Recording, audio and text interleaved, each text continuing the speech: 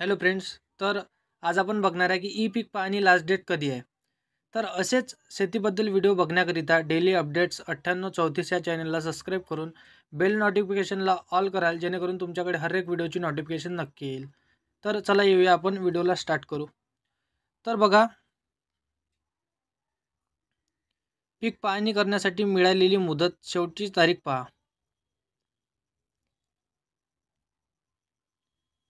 शेतकरी बांधवांसाठी आनंदाची बातमी. आता राज्यात 1 ऑगस्टपासून ई पीक पाहणी करण्यास सुरुवात झाली आहे. आपल्या शेतात पेरणी केलेले पिकांची शेतकऱ्यांनी ई पीक पाहणी करणे गरजेचे आहे. शेतकऱ्यांनी पेरणी केलेल्या पिकाची माहिती शासनाला देण्यासाठी मागील 4 वर्षापासून राज्यात ई पीक पाहणीची प्रणाली सुरू झालेली आहे.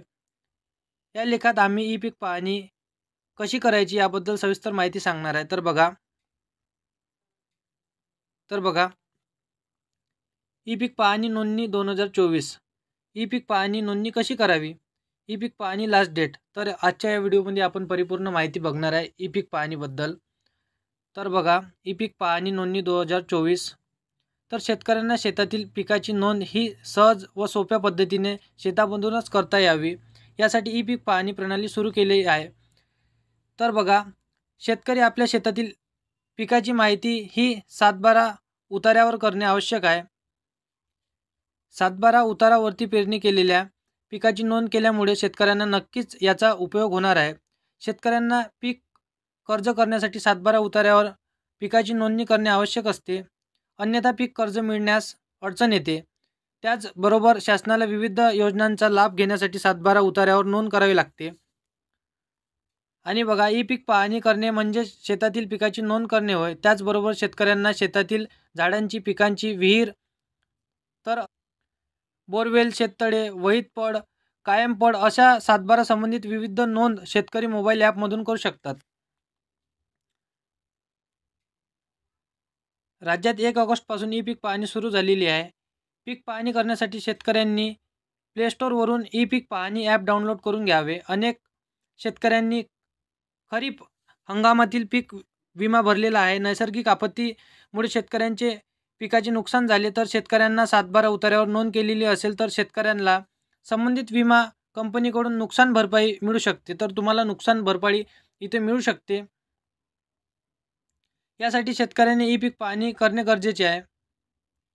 ई पीक पाहणी नोंदणी कशी करावी? ई पीक पाहणी कशी करावी, नोंदणी कशी करावी?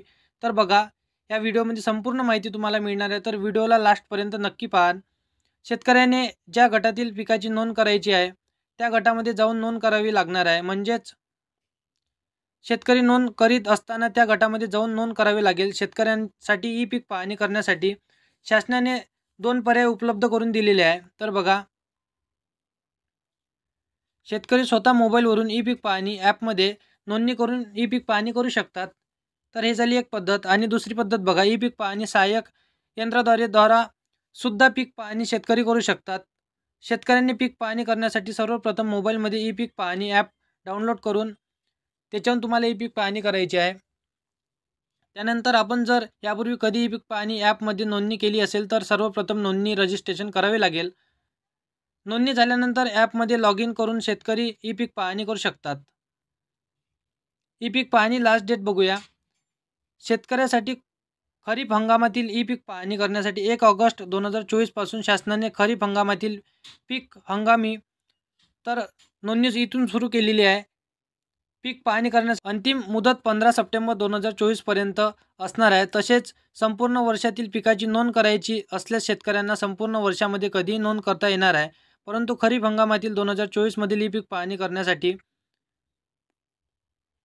15 सप्टेंबर पर्यंत मुदत देण्यात आली आहे. आता ही मुदत वाढविण्यात आली असून शेतकऱ्यांना 23 सप्टेंबर 2024 पर्यंत ही पीक पाहणी करता येणार आहे.